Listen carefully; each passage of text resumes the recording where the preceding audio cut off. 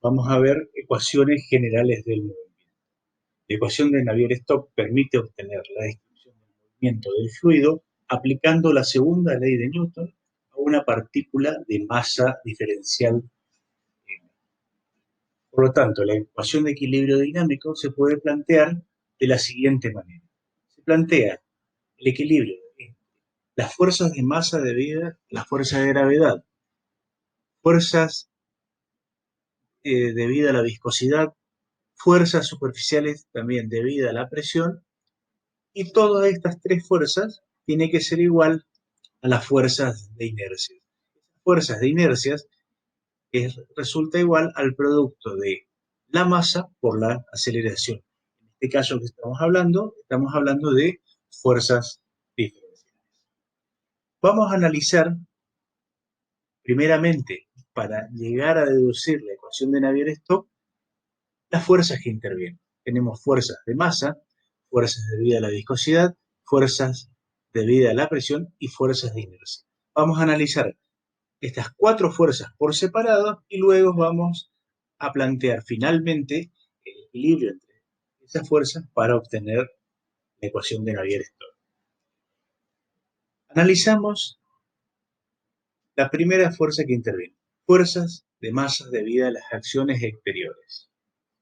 Si consideramos únicamente la acción de la fuerza de la gravedad actuando sobre un cuerpo diferencial de aristas, diferencial de X, diferencial de Y, diferencial de Z, que van a definir un volumen elemental, diferencial de tau, y llamamos X, Y y Z a las componentes de esta fuerza según los ejes coordenados X y Z que estamos empleando como referencia. Además, estas fuerzas son consideradas fuerzas por unidad de masa. Las componentes de esa fuerza en las tres direcciones, según los ejes cartesianos, están definidas por estas tres expresiones, en donde interviene la densidad, la componente de la fuerza según la dirección que estamos considerando, y multiplicamos por ese volumen elemental diferencial de tau definido por el producto diferencial de X, diferencial de Y y diferencial de Z. Estas fuerzas estamos considerando que son proporcionales entonces a estos volúmenes elementales y están concentradas en el centro de gravedad de ese volumen elemental. Las siguientes fuerzas que vamos a considerar en este equilibrio son las fuerzas debido a la viscosidad. Son fuerzas superficiales que se ejercen tangencialmente y se oponen a la deformación angular. Cuando vimos la unidad número 1, la propiedad de los fluidos, ustedes vieron la expresión que les permite calcular el esfuerzo del corte. Esa expresión surge de analizar un escurrimiento unidimensional, es decir, que una distribución de velocidades tan solo se da en la dirección Y cuando la dirección del escurrimiento se está dando en la otra dirección. Por eso planteábamos diferencial de B sobre diferencial de Y, llamado gradiente de velocidad. La velocidad varía en una dirección normal a la dirección del movimiento. La partícula se está moviendo en dirección, se mueve desplazándose solamente en dirección X, pero su velocidad varía a lo largo de Y. También habíamos visto que cuando hablamos de esfuerzo de corte surge la deformación angular, ya estudiada en cinemática y que pueden recordar a partir de esta expresión, donde el esfuerzo tangencial estaba dado por el producto de una constante denominada viscosidad absoluta o dinámica que multiplica, en el caso de los fluidos, a una velocidad de deformación. Cuando se determinaba la unidad 2, esa deformación angular, llegamos a determinar esta expresión, en donde la deformación que sufre este cuerpo que inicialmente tiene lados diferencial de Y y diferencial de Z, los cuatro lados definido por este cuadrado inicial, que luego de la deformación, los vértices pasan a ocupar esta posición de ese cuadrado inicial. Esa deformación angular resultante resultó ser igual al gradiente de velocidad por un diferencial de t. Gradiente de velocidad en una dirección y en otra dirección.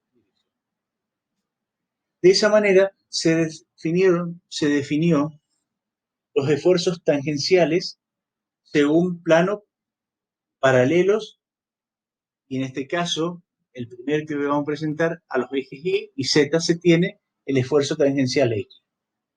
Ese esfuerzo tangencial X es igual al producto de la viscosidad dinámica o absoluta multiplicado la suma de estos dos gradientes de velocidad o velocidad de deformación angular. ¿Por qué se da esta deformación? El par de tensiones concurrentes en los vértices de este cuadrado inicialmente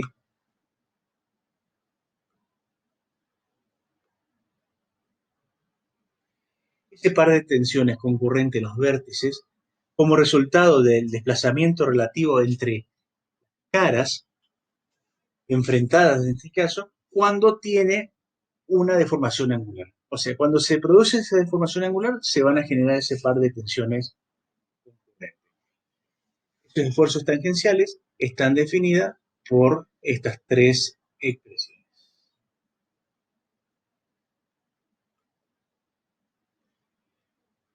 Cuando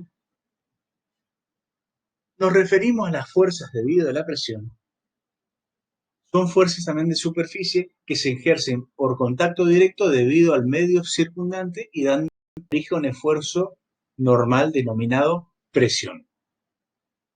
Y indicado con la letra P. Así como existe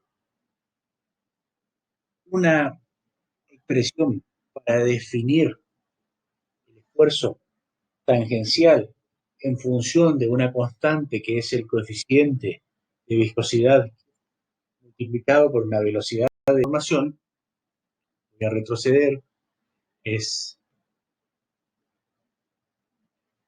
esta expresión, me estoy refiriendo a esta expresión, como tenemos esta expresión para definir los esfuerzos tangenciales, tenemos una expresión similar, que sería esta que estoy indicando, para referirnos a las presiones. En este caso, la presión queda definida por el producto de un coeficiente phi por una velocidad de deformación longitudinal sin contracción lateral. En la unidad 2, en cinemática, cuando se trataron las interpretaciones de componentes escalares del movimiento, cuando se definió el alargamiento unitario, se había definido que el alargamiento unitario en una dirección resultó ser igual al producto de la variación de la componente de la velocidad en esa dirección a lo largo de esa, la variación de U con respecto a E. Teniendo también con la misma consideración para las restantes direcciones, se obtienen estas dos expresiones. Análogamente, también se ha comprobado que existen ecuaciones que vinculan los esfuerzos y velocidades de formaciones en líquidos incompresibles. Estas ecuaciones que vinculan esos esfuerzos es una ecuación conocida por todos ustedes. Ecuaciones dada por la ley en donde define que la tensión es igual al producto del módulo de elasticidad longitudinal por la deformación longitudinal. Y el esfuerzo tangencial resulta igual al producto del módulo de elasticidad transversal por gamma. Tengan presente que cuando hablamos de sólidos siempre nos vamos a referir a deformaciones. Cuando hablamos de fluidos nos vamos a referir siempre a velocidades de deformación. Por eso interviene la variable tiempo en estas dos expresiones. De esta manera uno puede obtener expresiones similares para aplicarlo a los fluidos. Los módulos de elasticidad longitudinal y transversal siempre están relacionados, según lo que ustedes pudieron ver en resistencia de materiales. Entonces, podemos definir que el módulo de elasticidad longitudinal resulta igual a 2 veces el módulo de elasticidad transversal multiplicado por una constante definida por la expresión que está entre paréntesis, donde interviene el coeficiente m, denominado coeficiente de Poisson, que tiene en cuenta la relación entre alargamiento unitario en una pieza y la contracción unitaria correspondiente en las otras direcciones.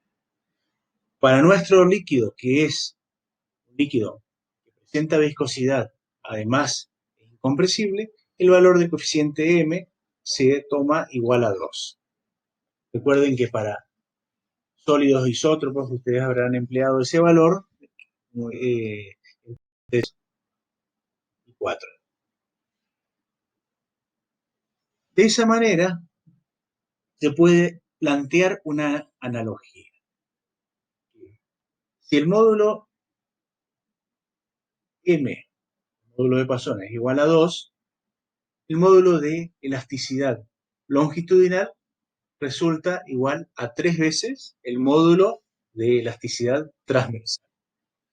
Análogamente, podemos establecer para un fluido que phi resulta igual a 3 veces la viscosidad absoluta.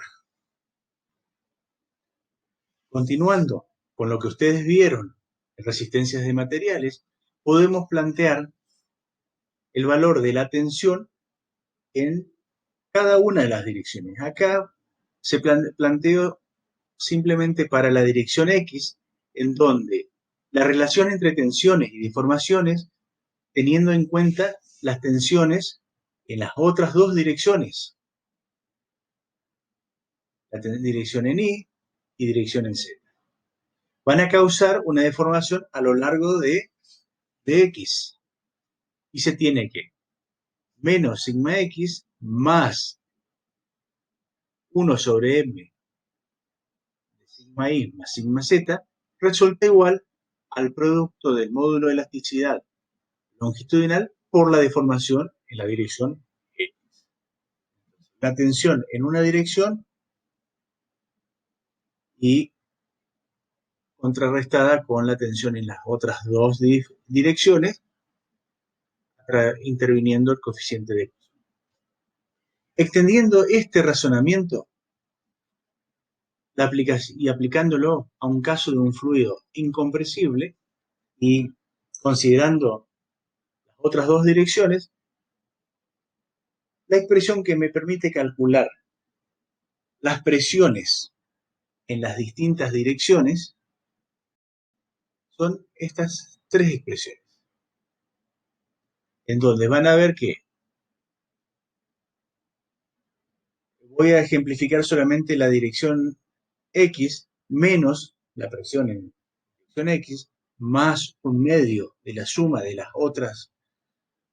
presiones en las otras dos direcciones resulta igual a 3 veces el gradiente de velocidad según la dirección X.